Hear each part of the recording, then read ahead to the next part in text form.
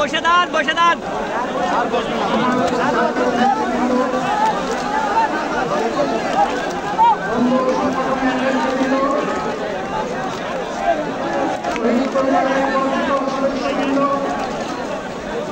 এখন সবাই চুপ হয়ে যায়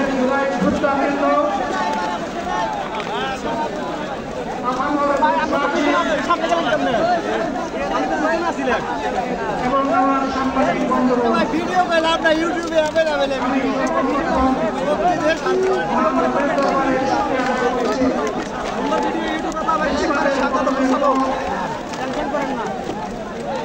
অত্যন্ত অনুকূল পরিবেশে আল্লাহ রাব্বুল আলামিন আজকের এই সমাবেশে করার আমাদেরকে তাওফিক দান করেছেন আলহামদুলিল্লাহ। 2 দিন আগে ওজনতলায় বৃষ্টি হয়েছে, অনেকে আশঙ্কা করেছিলেন কি হবে, মানুষগুলো সেদিনকে শান্তিতে বসে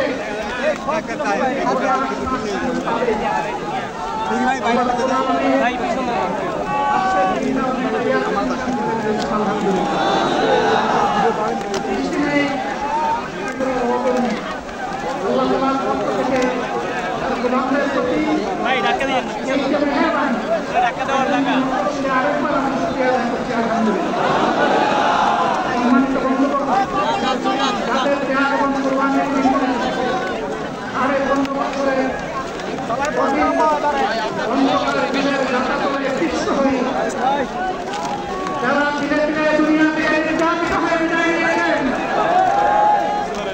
অপশক্তির বিরুদ্ধে প্রতিবাদ করতে গিয়ে বিদায় নিয়েছেন, যারা লড়াই করে আহত হয়েছে, পঙ্গুত্ব বরণ করেছে, আমরা তাদের সকলের কাছে গভীরভাবে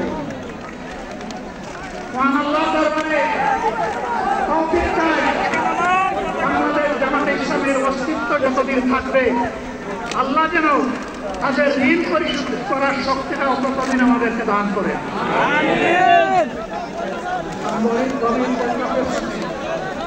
আপনাদেরকে জানাচ্ছি আজকের এই বিশাল সমাবেশ আয়োজন করতে আমাদের 3 ভাই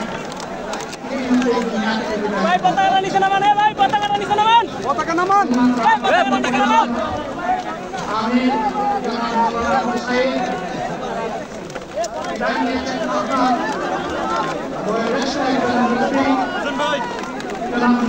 রহমান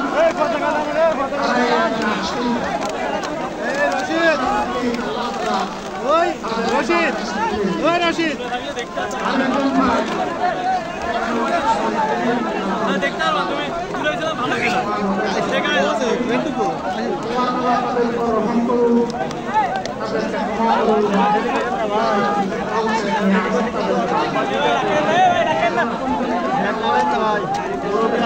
ভাই লাড়া দিও না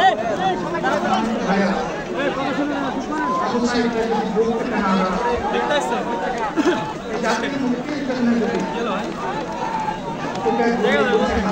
হাতটা নিচে নামাও ভাই, হাতটা নিচে নামাও।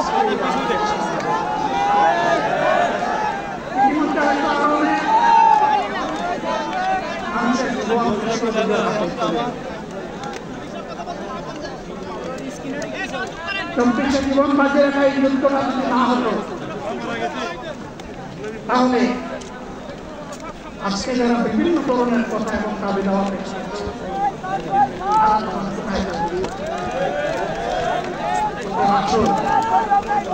তাদের ত্যাগের বিনিময়ে আল্লাহ তাআলার এই নিয়ামত পাওয়া তাদের অবহেলা না। শিশু বলে তাদেরকে যেন তুচ্ছ পাচ্ছেন না, অহংকার করে বিভিন্ন বলতে যেন তুচ্ছ পাচ্ছেন না, পরাজনৈতিক ভাষায় আপনার যেন কথা। যদি এগুলো আমরা পরিহার করতে না পারি, তাহলে বুঝতে হবে যারা পারবেন না, এই ফ্যাসিবাদের রূপ তাদের মধ্যে নতুন করে ভাষা হবে। আমরা এগুলো করবো না, কেউ এগুলো করবে না।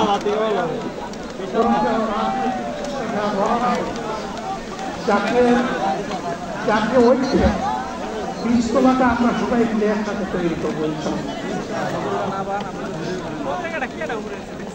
সম্মানিত ভাইয়েরা, আসলে নামাজ আসেন আরো অনেক বক্তা ছিলেন, তাদেরকে আমরা দেখতে পারি না, এই জন্য আমার লম্বা কথা বলা যারা এখানে কথা বলেছেন তারা আমার মনের কথাগুলো তুলে ধরবেন। আমি শুধু বলতে চাই আগামী বাংলাদেশে কেমন আমি বলি আরেকটা লড়াই হবে, একটা লড়াই ইসলামের বিরুদ্ধে, আরেকটা লড়াই হবে দুর্নীতির বিরুদ্ধে। এই দুর্নীতির মূল খতম করার জন্য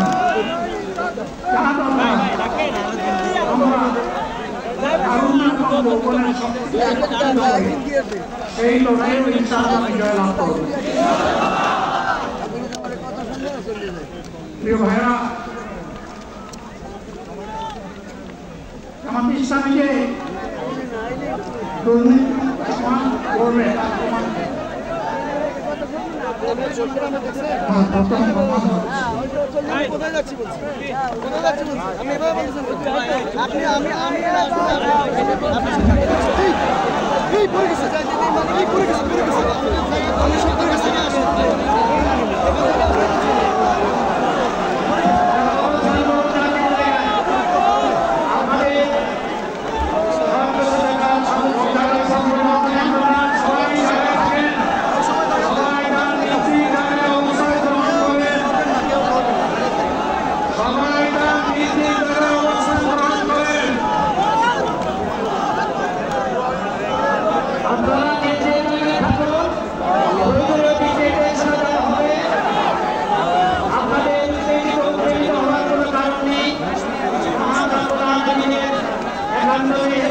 আমাদের প্রোগ্রাম আলহামদুলিল্লাহ শুকরান।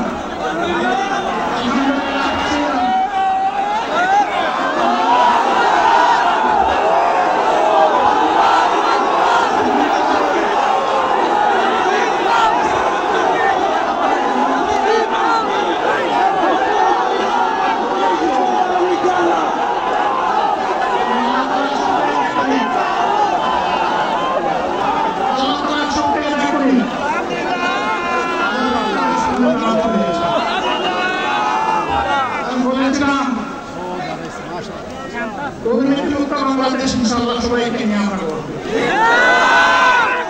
আমরা কথা দিচ্ছি বাংলাদেশ জামাতে ইসলামী যদি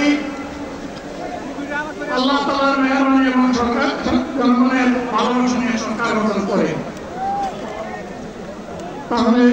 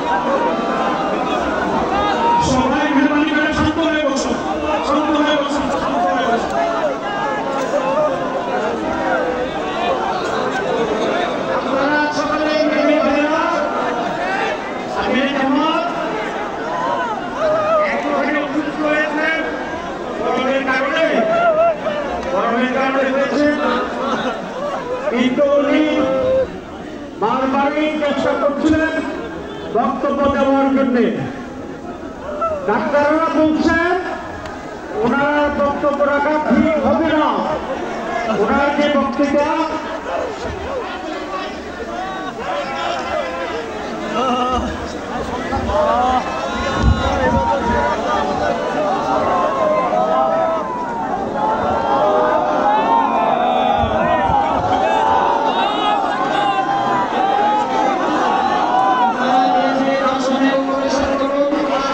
সম্মানের দায়িত্ব ছিল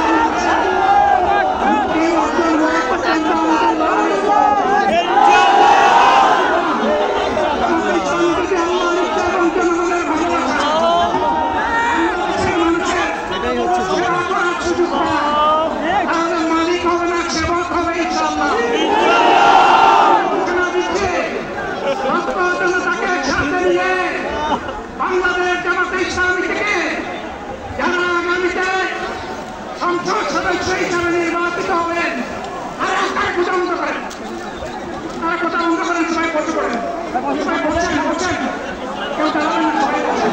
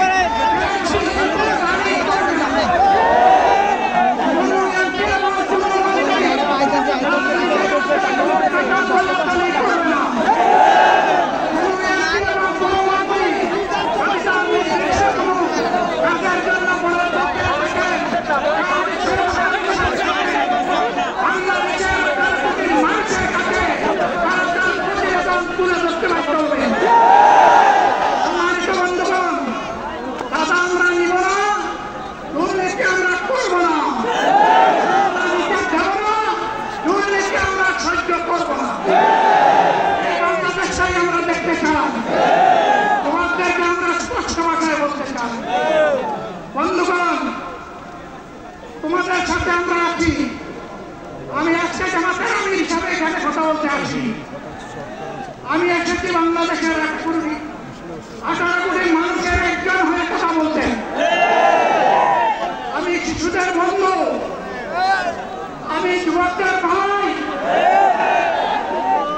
আমি বয়স্কদের সহযোদ্ধা, আমার ভোটদের আমি ভাই। সুতরাং তাদের মুক্তির জন্যই আমি দায়িত্ব নিয়ে আসতে এখানে দাঁড়িয়েছিলাম। আল্লাহর ইচ্ছা শরীর আমাকে সাময়িকভাবে সহযোগিতা করে না, এটাও আল্লাহর ইচ্ছা। এখন আল্লাহ আমাকে কথা বলার সুযোগ দিচ্ছেন। আমি বলতে চাই, বাংলাদেশের নির্দিষ্ট কোন শ্রেণীর মুক্তির জন্য আমাদের এই লড়াই নয়। রাস্তার একজন পরিচ্ছন্নতা কর্মী, চা বাগানের একজন শ্রমিক, রক্ত পানি করে ধান জড়ানো আমার একজন রিক্সা চালক ভাই, মাঠে ময়দানে বাংলাদেশের মানুষের মুখে যারা একটু হাত তুলে দিতে চায়, আমার সেই কৃষক বন্ধু, আমি তাদের হয়ে আসছে এখানে কথা বলতে। আমি কোন অভিযোগ শ্রেণীর হয়ে এখানে কথা বলতে আসি। আল্লাহ তাআলা আমাকে চেয়ে আজীবন সকল রক্ত চক্ষুকে উপেক্ষা করেছে, জীবনের পরোয়া করি নাই। আমার আফসোস, 24 সালে জাতিকে মুক্তি দিতে গিয়ে যারা জীবন দিয়ে শহীদ হলো, আমি তাদের একজন হতে পারলাম না। আপনাদের কাছে দোয়া চাই, ইনসাফের ভিত্তিতে একটি দেশ গড়ে তোলার জন্য আগামীকালে লড়াই হবে। আমার আল্লাহ যেন সেই লড়াইয়ে আমাকে একজন শহীদ হিসাবে কবুল করে। সম্মানিত বন্ধুগণ, আমাদের প্রিয় শহীদ নেতৃবৃন্দ 2006 সালের 28 অক্টোবর থেকে শুরু করে পল্টন গণহত্যা, সাতক্ষীরা গণহত্যা, সারা দেশের গণহত্যা, পিলখানা গণহত্যা, 24 গণহত্যা, এই গণহত্যা যারা করেছে তাদের সকলের বিচার বাংলাদেশের মাটিতে নিশ্চিত করতে হবে। এদের বিচারের দৃশ্যমান প্রক্রিয়া শুরু না করা পর্যন্ত পুরানা ব্যবস্থাপত্রে বাংলাদেশ আর চলবে না। এতগুলো মানুষ এমনি এমনি জীবন দেয় নাই, জীবন দিয়েছে জাতির মুক্তির জন্য। যদি বাস্তবতা পুরানা সব কিছুই টিকে থাকবে, তাহলে কেন তারা জীবন দিয়েছে? যারা ওই ব্যবস্থাপনায় বাংলাদেশকে আবার করতে চান, তাদেরকে আমরা বলি জুলাই যুদ্ধ করে যারা জীবন দিয়েছে, আগে তাদের জীবনটা ফেরত এনে দেন, শক্তি তাকে ফেরত এনে দেন। আপনারা পারবেন না, পারবেন না। কাজেই নতুন ব্যবস্থায় নতুন বাংলাদেশ গড়ে তোলা হবে ইনশাআল্লাহ। শিশু কিশোর যুবক মা বোন শ্রমিক ছাত্র জনতা ব্যবসায়ী সবাইকে যে দেশ এই সংবিধান এই রাষ্ট্র নিরাপত্তা দিতে পারবে সেই নতুন বাংলাদেশ আমরা গড়ে তুলতে চাই। ভাইয়েরা আমাকে সবাই চাপ দিচ্ছে, কেউ বলে ভাই শেষ করেন, কেউ বলে চাচা শেষ করেন। আমি তাদেরকে নিশ্চয়তা দিয়ে বলছি, আমার মুখ আমার আল্লাহ নির্ধারিত সময় থেকে এক সেকেন্ডে হবে না এবং হায়াত যা দিয়েছে তার এক সেকেন্ড আগেও আমি যাবো না। অতএব মহান আল্লাহর কাছে আবার তৌফিক চাই। আপনাদের কাছে যে কষ্ট হয়েছে আপনারা, আমি তো এখানে শান্তিতে বসাচ্ছিলাম, আর চতুর্দিকে শুধু দৃষ্টি কি কষ্ট হচ্ছে আমার বাইরে ভাইরা, এই কষ্ট আল্লাহ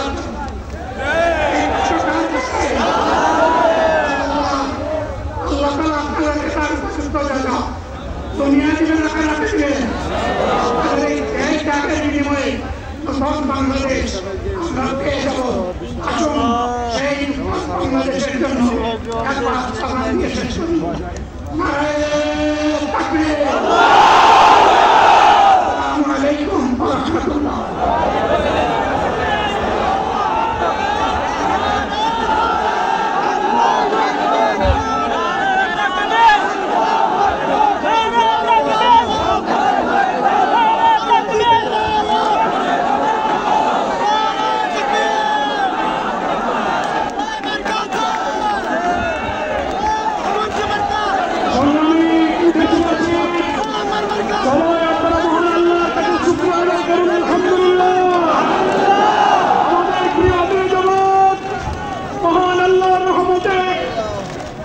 সুস্থ হয়ে আমাদের মাঝে তার সমাপনী বক্তব্য রেখেছেন, আলহামদুলিল্লাহ। হয়তো প্রচন্ড গরমে অনেকেই যেমন অসুস্থ হয়েছেন, আমাদের জামাত সাময়িক অসুস্থ হয়েছিলেন। মহান আল্লাহ তাআলা তাকে কথা বলার সমাপ্তি ঘোষণা করার তৌফিক দান করেছেন। নিরাপদে দলে দলে যেভাবে এসেছেন, নির্দেশনা অনুযায়ী আপনারা আল্লাহর নামে ধীরে ধীরে ফিরে যাবেন। যেখানে যানবাহন আছে সকলকে আমাদের জামাতের পক্ষ থেকে মঞ্চে আঞ্চলিক উপস্থিত জাতীয় নেতৃবৃন্দ যারা এসে আমাদের প্রতি সংহতি জানিয়েছেন, দেশ এবং পৃথিবী থেকে যারা শুনেছেন, দোয়া করেছেন, আমি শহীদ পরিবারের জুলাই যোদ্ধা যারা এখানে সংহতি প্রকাশ করেছেন, সকলের কাছে সাংবাদিক বন্ধু সহ প্রশাসন, পুলিশ, সরকারের সকলের দিকে আমি আন্তরিকভাবে কৃতজ্ঞতা ধন্যবাদ জানিয়ে আমি জামাতের পক্ষ থেকে এই জনসমুদ্রকে ধন্যবাদ জানিয়ে সবার সমাপ্তি ঘোষণা করছি। আমরা তাকবীর দিতে দিতে আল্লাহর নামে আমরা গন্তব্যে ফিরে যাব। বাইরে গিয়ে আমরা ইসলামের সালাত আদায় করবো।